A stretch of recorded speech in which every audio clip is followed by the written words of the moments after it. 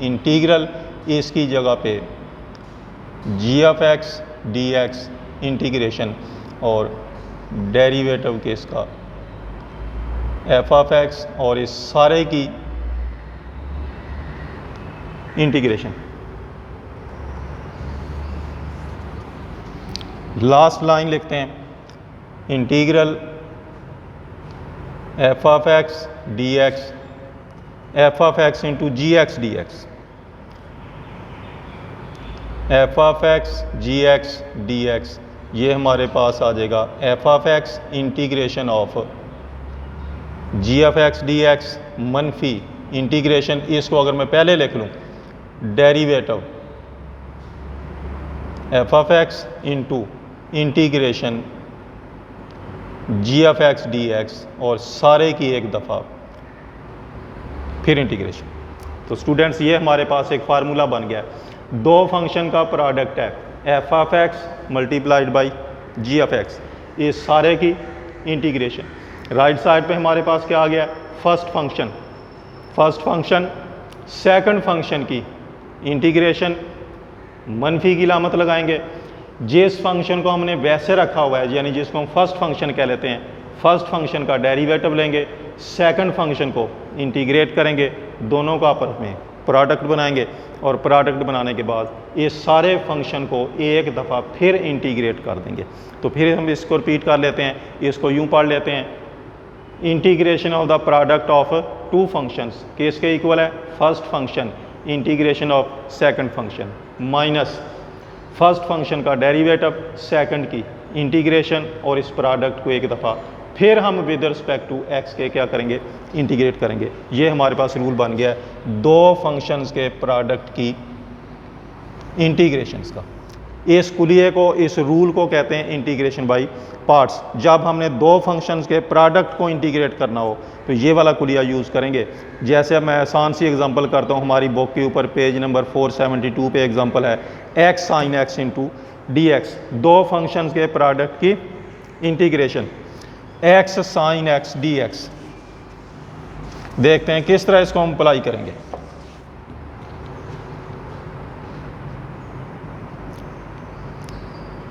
हमने इंटीग्रेट करना है x sine X D x, इसमें हमें दो फंक्शन नज़र आते हैं, फर्स्ट फंक्शन एक्स है, दूसरा फंक्शन हमारे पास है साइन एक्स। तो इंटीग्रेट बाय पार्ट्स की मदद से इसको सॉल्व करेंगे क्योंकि दो फंक्शन का प्रोडक्ट है और जो हमने पहले रूल इंटीग्रेशंस के पढ़े हुए हैं उनमें से इस पर कोई अप्लाई होता नज़र नहीं आता।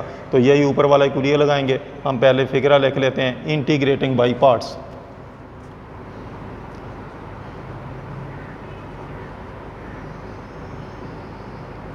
इंटीग्रेटिंग बाय पार्ट, ये फर्स्ट फंक्शन वैसे रखेंगे, सेकंड फंक्शन की इंटीग्रेशन लिखेंगे, एक दफ़ा लिखेंगे sign X D x, negative की लामत लगाएंगे। जिस फंक्शन को हमने वैसे रखा था फर्स्ट फंक्शन, उसका डेरिवेटिव लेंगे, जिसको पहले इंटीग्रेट किया उसी को दोबारा एक दफ़ा इंटीग्रेट करेंगे साइन एक्स डी एक्स, और ये जो हमारे पास प्रोडक्ट है इस सारे को हमने एक दफ़ा फिर क्या करना है, एंटी डेरिवेटिव ले देना है। ये कुलिया लग गया इंटीग्रेशन बाय पार्ट्स का।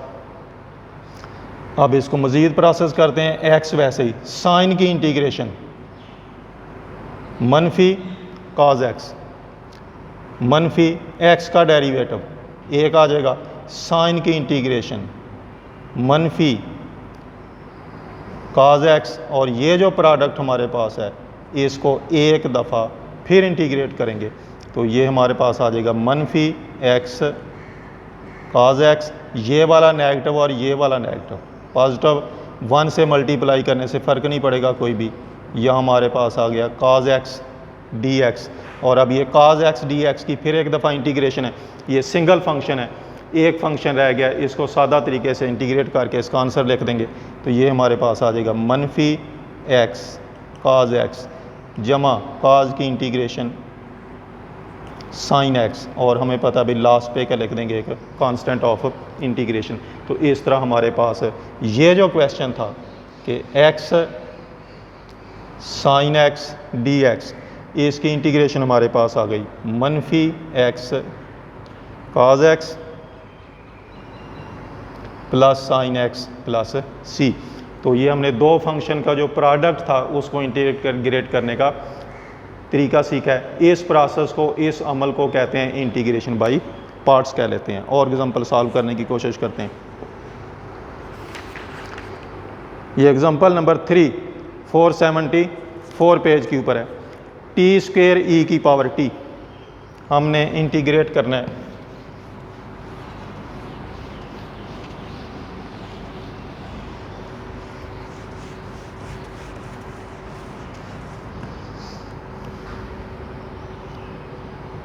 टी का स्क्वेयर ई की power T into D T, ये हमारे पास क्वेश्चन।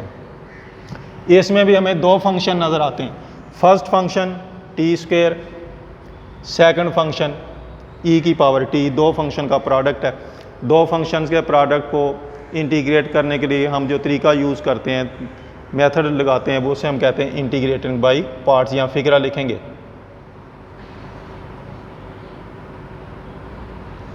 Integrating by parts.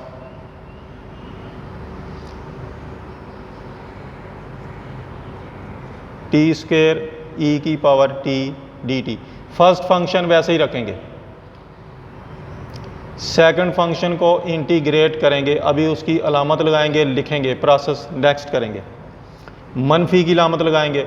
जिस फंक्शन को हमने वैसे रखा था उसका डेरिवेटिव लिखेंगे, जिसको पहले इंटीग्रेट किया है उसी को इंटीग्रेट करेंगे। ये जो सारा हमारे पास प्रोडक्ट बन गया है, इसको एक दफ़ा फिर विद रिस्पेक्ट टू टी के इंटीग्रेट करेंगे, क्योंकि अब जो वेरिएबल हमारे पास है वो एक्स नहीं है, टी है। फर्स्ट फंक्शन टी स्क्वेयर, वैसे ही ई की इंटीग्रेशन, ई की टी मनफी टी स्क्वेयर का डेरिवेटिव 2t ई की इंटीग्रेशन, ई की टी डी टी। ये पहला स्टेप हमारा कंप्लीट हो गया। इसमें टी स्क्वेयर का डेरिवेटिव 2 ले लिया है, ई की इंटीग्रेशन की, ई की इंटीग्रेशन ई की पावर टी लिख हो गई है।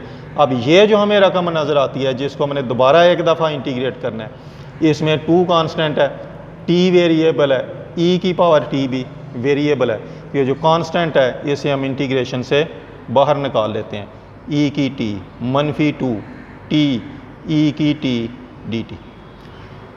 पिछले सवाल में क्वेश्चन हमारा एक स्टेप में कंप्लीट हो गया था। जब हमने एक स्टेप कंप्लीट किया तो यहाँ सिंगल फंक्शन रह गया था, लेकिन अब यहाँ अभी भी दो फंक्शन है। एक फंक्शन टी है और दूसरा फंक्शन ई की पावर टी है। ये फिर दो फंक्शन का प्रोडक्ट है। इसको सॉल्व करने के लिए एक दफ़ा फिर हमें वही प्रोसेस लगाना पड़ेगा, यानी इंटीग्रेटिंग बाय पार्ट्स। ये फर्स्ट फंक्शन लेंगे, ये सेकंड फंक्शन लेंगे।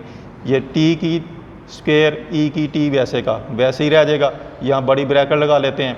फर्स्ट फंक्शन उसी तरह रखेंगे, सेकंड फंक्शन की इंटीग्रेशन लिखेंगे, मनफी की लामत लगाएंगे, इंटीग्रल लगाएंगे।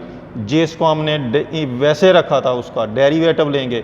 सेकंड फंक्शन जिसको पहले इंटीग्रेट किया उसी को दोबारा इंटीग्रेट करेंगे, और इस प्रोडक्ट को एक दफ़ा फिर हम इंटीग्रेट करेंगे विद रिस्पेक्ट टू टी के।